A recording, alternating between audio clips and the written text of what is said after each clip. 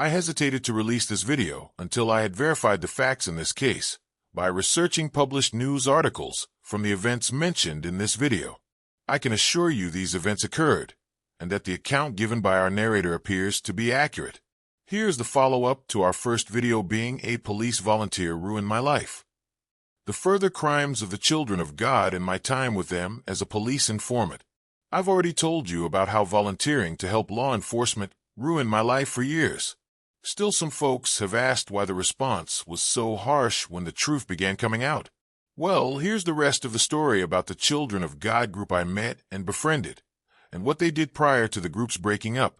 There was a man who was a friend of the two women pastors I knew in the cell group. He called himself Reverend X. I'm not going to give his name, even though I'm sure he's died by now. All these guys had a reverend title from some religious group or another. X's title came from a breakaway group of Orthodox/Roman Catholic mashup priests whose headquarters is located in South America. In reality, was a line worker at the local auto plant, where he sold drugs and believed in the Bill Cosby method of convincing women to have relations with him. I know, because he would openly discuss such things as purchasing certain drugs to give ladies for this purpose. A real upstanding man of the cloth he was. He also used to pay at least one of the women I know for prostitution. Another way the children of God would make their living. Anyhow, X had an acquaintance at the auto plant who he would sell drugs to, and who would move drugs for X to make some money when he could. This guy got busted selling drugs. How did he get busted? X sold him out to the police to save his own hide. So unbeknownst to this guy, the cell group and X had put him in the ringer to keep themselves out of trouble for the time being.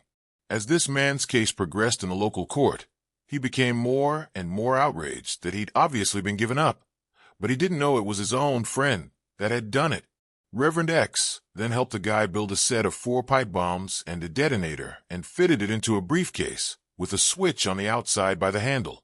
They were machinists by trade, and there was nothing high-tech about putting some gunpowder into some pipes and wiring the thing with a battery switch.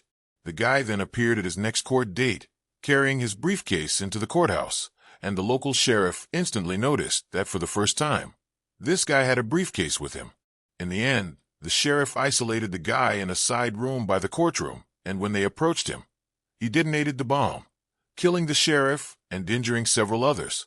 It was these events that had led to the Reverend and her friends fleeing to my hometown in another state in the first place, and it was these events that led law enforcement to get interested in going after them.